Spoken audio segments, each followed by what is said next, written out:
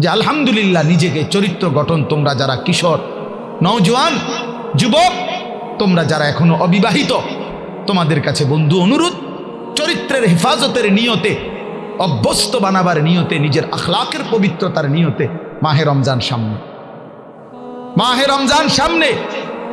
এবারের রমজানে টার্গেট নাও 30 দিনের রোজার মাধ্যমে দিল থেকে আল্লাহর কাছে এইভাবে 30টা দিন হাতে গুনে তুমি আল্লাহর সাথে ওয়াদাবদ্ধ হও যে আল্লাহ 30 দিন আমি রোজা রাখবো, এবং যৌন চাহিদা, লজ্জাস্থানের চাহিদা, অশ্লীলতা, বেহায়াপনা, নর্তকী, নাচ গান, উলঙ্গ ছবি দেখা, নারীকে নিয়ে চিন্তা ভাবনা, মেয়েকে নিয়ে অশ্লীল চিন্তা ভাবনা, অবৈধ কোনো প্রেম সম্পর্ক, হারাম কোনো রিলেশন, এসব ত্যাগ করে বন্ধু 30টা দিন মনোযোগ দিয়া রোজা রাখো, তারাবি পড়ো, ইফতার করো, সাহারি করো, তসবিহ পড়ো, তেলাওয়াত করো, কোনো আলেমে দ্বীনের সাথে উঠা বসা করো, ইমাম সাহেবের সাথে সম্পর্ক করো।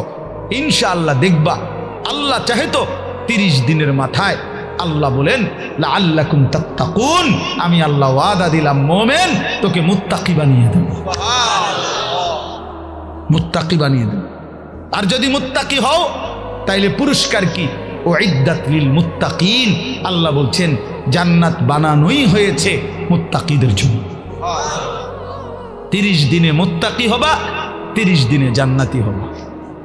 ইয়া আইয়ুহাল্লাযীনা আমানু, হে ঈমানওয়ালা, আল্লাহ বলেন জানো ঈমান তোমার পাসপোর্ট, আমি পাসপোর্ট নিলাম 30 দিন আগে। আর আল্লাহ ওয়াদা দিছেন রমজানের চাঁদ উঠলে আমি আল্লাহর কাছে ঈমানের পাসপোর্ট দিবা, ঈমানের পাসপোর্ট আমি জমা নিলাম, 30 দিন অপেক্ষা করবা, 30 দিন আমার হুকুম মাইনা চলবা, 30 দিন পরে ঈদের চাঁদ উঠবে, সেই দিনই তোমার পাসপোর্টের উপরে জান্নাতের ভিসা লাগবে, পাসপোর্ট এবং ভিসা লাগবে, আর ঈদের দিন ফ্লাইট হবে, জান্নাতের ফ্লাইট। ইনশাআল্লাহ, ইনশাআল্লাহ। হাদিসে আছে ঈদের দিন আল্লাহ তাআলা ফেরেশতাদেরকে জিজ্ঞাসা করে, ফেরেশতারা বলো তো ওই ব্যক্তির প্রতিদান কি হইতে পারে যে তার পরিশ্রম, তার হুকুম, তার মনিবের আদেশ পূর্ণ আদায় করছে, যেই কর্মচারী তার কর্ম ঠিক মতো 100 পালন করছে, তো এখন তার বিনিময় কি হইতে পারে? ফেরেশতাদেরকে আল্লাহ বলবে ঈদের দিন, ফেরেশতারা বলবে মাওলা তো এটার বিনিময়তে এটাই আইন ওয়াফা আজরাহু, তার বিনিময়ে তাকে পূর্ণ দিবেন, পারিশ্রমিক পূর্ণ দিবেন, কারণ সে তার কর্ম পুরা করছে, অতএব পারিশ্রমিকও তো কি দিতে হবে? পুরা দিবেন, এটাই তো যুক্তির কথা। তো আল্লাহ তাআলা তখন বলবেন ফেরেশতারা তোমরা সাক্ষী থাকো, আমার ইজ্জতের কসম, আমার জালালের কসম, আমি আল্লাহর বড়ত্বের কসম, আমার শ্রেষ্ঠত্বের কসম, আমার এই বান্দাগুলো 1 মাস রমজানে আমার হুকুম পূর্ণ আদায় করছে, আমার আদেশের হক আদায় করছে, রমজানের হক আদায় করছে। আজকে আমি আল্লাহ ঈদের দিনে ঘোষণা দিলাম তোমাদের সামনে, কাদ গাফারতু লাকুম, আমি আল্লাহ আমার এই বান্দাদেরকে মাফ করে দিলাম। ফেরেশতারা তখন ডাক দিয়ে বলবে, তখন ফেরেশতারা নামাজি ঈদগাহের ইমানদার মুসলমানদেরকে বলবে যে ইন্নাল্লাহা কাদ গাফারা লাকুম, তোমাদের আল্লাহ তোমাদেরকে মাফ করে দিয়েছে। আমরা ফেরেশতারা নিজে শুনছি।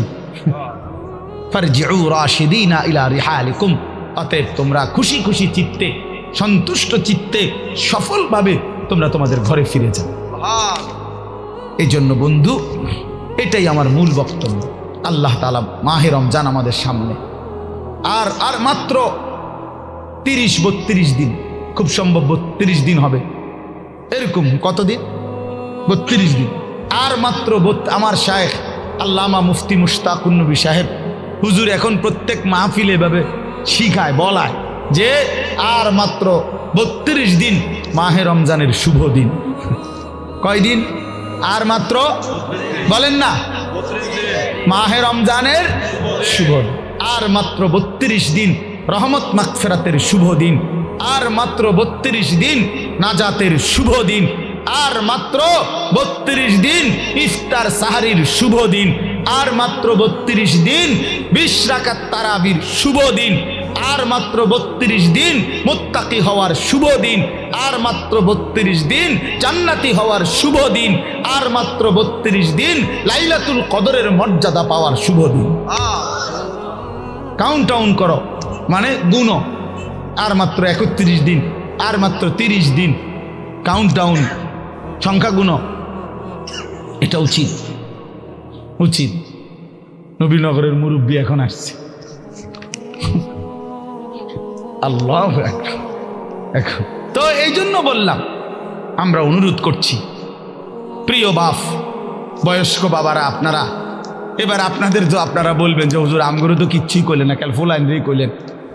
আপনাদের জন্য কথা হলো এটা বাপ, আপনাদের জন্য প্রথম জিম্মাদারি।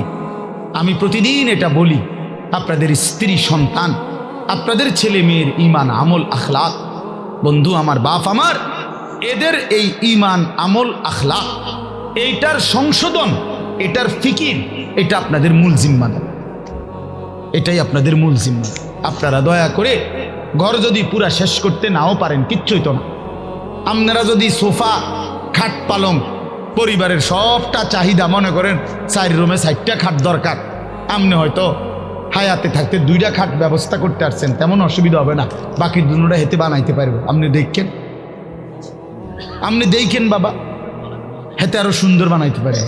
যে মকবুল ভাই দায়িত্ব নিচ্ছে, উনি নিজে কইছে, তাইলে এই জন্য সে আরো সুন্দর বানাইতে পারবে। আপনি অপেক্ষা করেন, আপনি সাদ্দা না দিতে পারলো সে দিবে। অতএব শুধু দুনিয়া মিলাইবার জন্য আপনারা বাবারা, বয়স্ক বাবারা, অভিভাবক যারা, ছেলের বাপ, মেয়ের বাপ, স্ত্রীর স্বামী, দয়া করে বাপ, আপনারা গহনা অলংকার, আসবাবপত্র, খাট, পালং, সোফা, ফার্নিচারের জন্যই আপনারা আপনাদের এই সময় হায়াত শেষ করেন না, বরং সংসারের পবিত্র দায়িত্ব, স্ত্রী সন্তানের মূল দায়িত্ব হলো আপনার উপরে, তাদের ব্যাপারে আল্লাহর কসম, তাদের ইবাদত, তাদের ঈমান, তাদের আমল, তাদের আখলাক আপনার বিবেক দিয়ে ভাবা উচিত। আমার ছেলেটা 16 বছর কোনো দিন ফজরের নামাজ পড়ে না, আমি কেমন বাপ, আমার ছেলেটা কেমন ছিল।